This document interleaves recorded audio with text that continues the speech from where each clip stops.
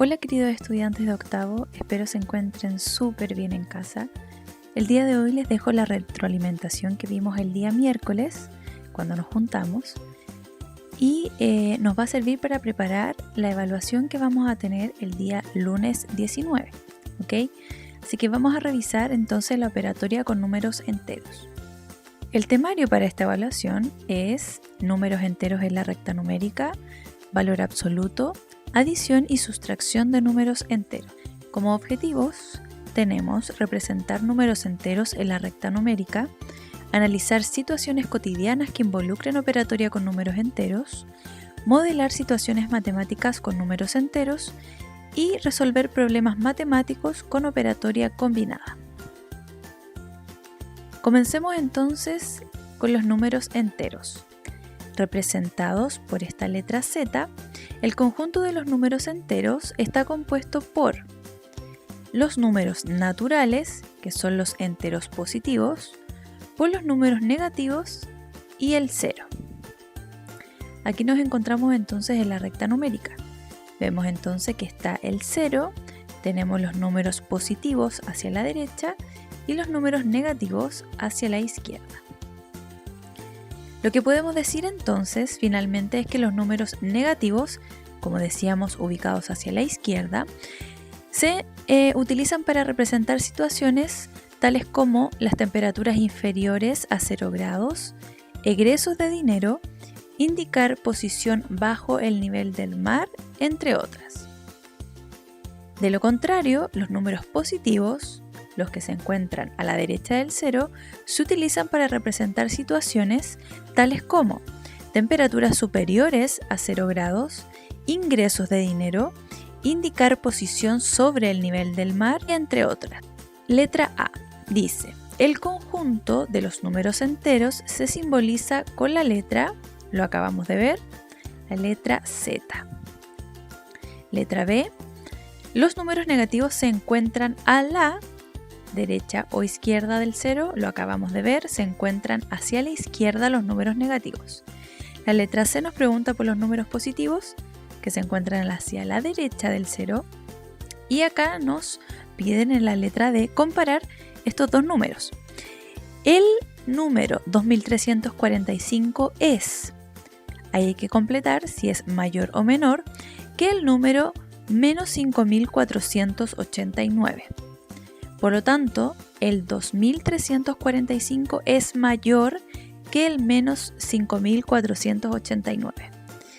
Y letra E finalmente dice: el número 0 es mayor o menor que el número menos 267. Por lo tanto, el número 0 es mayor que el número menos 267. En la letra F nos entregan esta recta numérica y nos dicen: el menos 2, ese número, es mayor o menor que el menos 1, menor que el menos 1. La siguiente pregunta nos pide saber si el menos 3 es mayor o menor que 5, es mayor.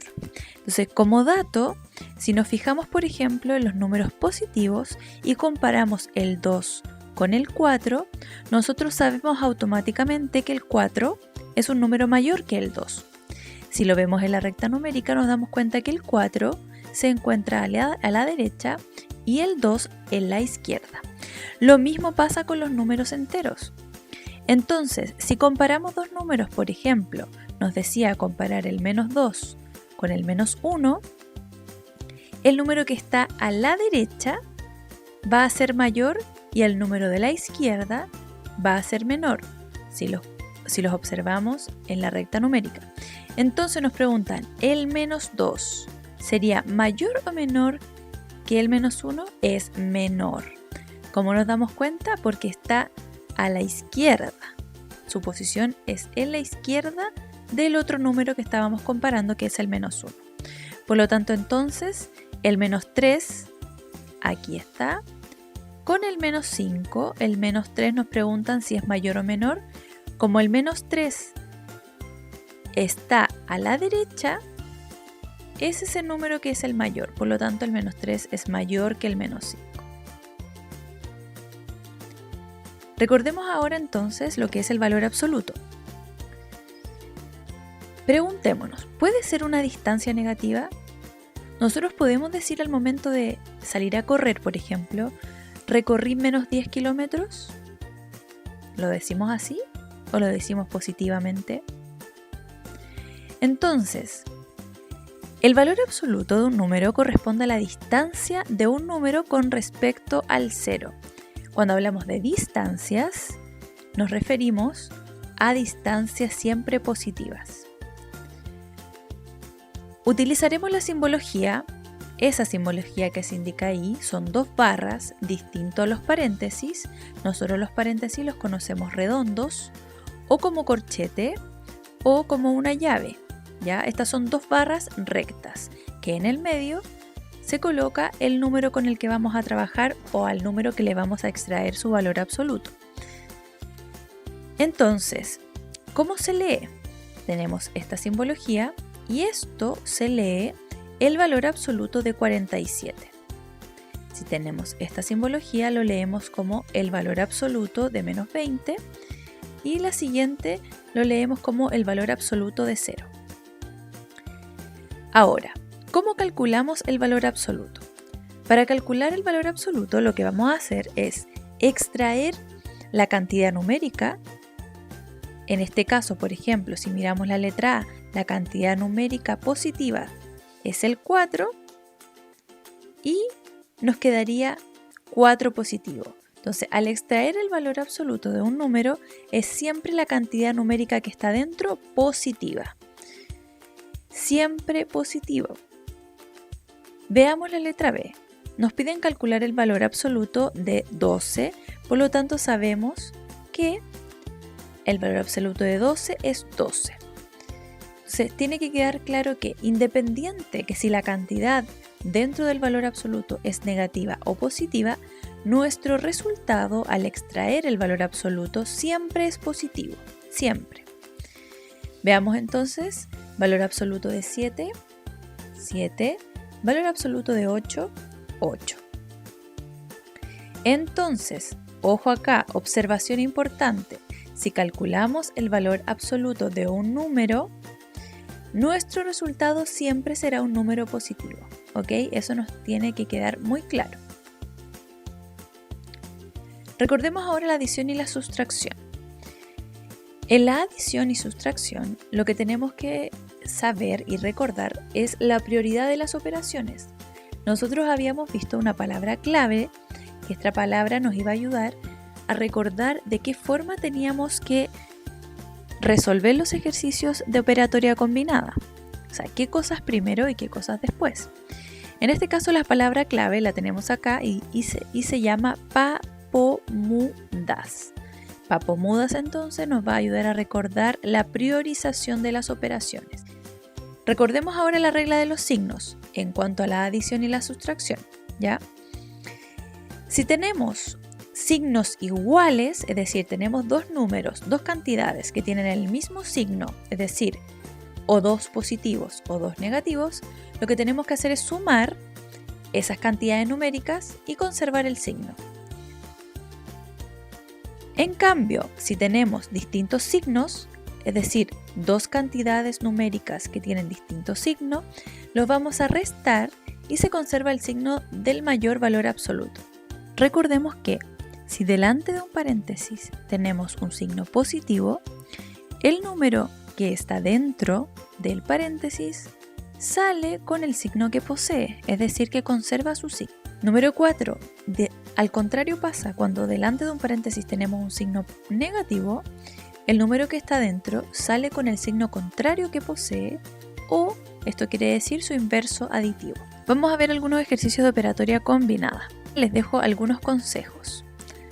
Número 1. Identificar cuál es la primera operatoria que debemos realizar. Entonces, es importante que observemos el ejercicio y veamos cuál es lo primero que tenemos que resolver. ¿Qué cosa? Como hay paréntesis, sabemos que tenemos que resolver lo que está dentro de los paréntesis. Cuando hay en algún ejercicio más de un paréntesis, yo les recomiendo que los puedan marcar, ¿ok? Marcar, por ejemplo, con color el inicio y el final para saber dónde empieza y dónde termina ese paréntesis y resolverlo. Como número 2, consejo, resolver la operatoria siendo muy ordenados considerando la priorización. Ok, muy ordenados. ¿A qué me refiero con esto? A lo siguiente. Por ejemplo, en este ejercicio tenemos 9 menos y dentro del paréntesis tenemos una operatoria, por lo tanto la resolvemos sumando, nos da 41. Bajamos entonces la operatoria que tenemos dentro y luego bajamos todo lo demás que no hemos ocupado, ¿ok? Siendo muy ordenados. ¿Qué hacemos ahora? Tenemos dos números con signos distintos, por lo tanto restamos la cantidad numérica, 41 le restamos 9, nos da 32 y conservamos el signo del número mayor. En este caso el signo es negativo, 32. Y finalmente dice el número 3, comprobar el resultado revisando el procedimiento que hicimos. Entonces, una vez que usted termina, revise todo el procedimiento que hizo para estar seguro de su respuesta. En el ejemplo 2 tenemos lo siguiente. Este ejercicio, entonces, ¿qué hacemos? Identificamos paréntesis. Nos damos cuenta que tenemos un paréntesis y otro. Fuera de ese paréntesis tenemos un signo negativo y de este también. Por lo tanto, ya sabemos cómo operar. Nos queda más 12. Acá el menos 19 queda positivo porque delante tiene un signo negativo. Y resolvemos. Como todos tienen el mismo signo, simplemente sumamos.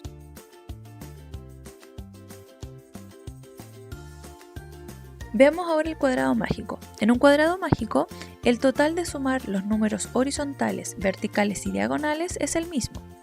Además, todos los números dentro del cuadrado mágico son distintos. Tenemos el siguiente cuadrado mágico. Entonces, recordemos cómo poder resolverlo. Lo que teníamos que hacer es primero identificar los 3 números consecutivos que nos entrega el cuadrado mágico. En este caso, los tenemos ahí. Para eso, entonces, los identificamos y ¿qué tenemos que hacer? Sumarlos, porque así logramos identificar la cantidad con la que vamos a trabajar. En este caso entonces sumamos 28, 56 y 36, nos da 120. ¿Qué significa eso?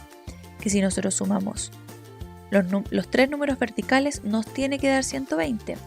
Sumamos la columna del centro, también nos tiene que dar 120 y lo mismo con la tercera, 120. Lo mismo va a pasar con las filas. Si esta fila nos da 120, la de abajo también y la de abajo también. Además de las horizontales y las verticales, tenemos esta diagonal que también nos tiene que dar 120 y la otra diagonal también 120. ¿Qué hacemos entonces? Si queremos calcular el tercer número en este caso, que ya tenemos 2 de los 3, sumamos los dos números que nos entregan, en este caso 28 más 48 nos da 76 y a la cantidad total, en este caso 120, le restamos lo que nos dio que era 76. Hacemos la resta y el número que nos falta es 44.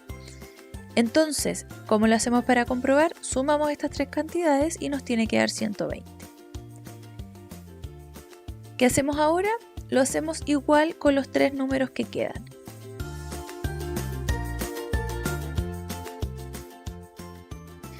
Entonces, una observación importante es que, recordemos, en este ejemplo nos da 120, pero no siempre es así.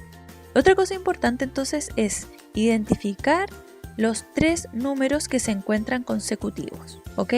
O en la misma fila, o en la misma columna, o en la misma diagonal, para poder entonces completar los otros números que nos faltan. Eso, chiquillos, acá les dejo un resumen de lo que vimos ahora. Espero les sirva. Es una síntesis de lo que acabamos de ver. Recuerden que nuestra evaluación diagnóstica es el día 19 de octubre. Ahí ustedes la van a recibir. Y recuerden también que lunes y miércoles entre las 9:30 y las 11 me pueden encontrar en la plataforma Edmodo. También, si tienen dudas, me pueden escribir a mi correo institucional, que es acarrasco.clig@gmail.com. Eso, chiquillos, espero que se encuentren muy bien, espero les sirva esta retroalimentación y no duden en escribirme ante cualquier pregunta que les surja. Un besito, cuídense mucho.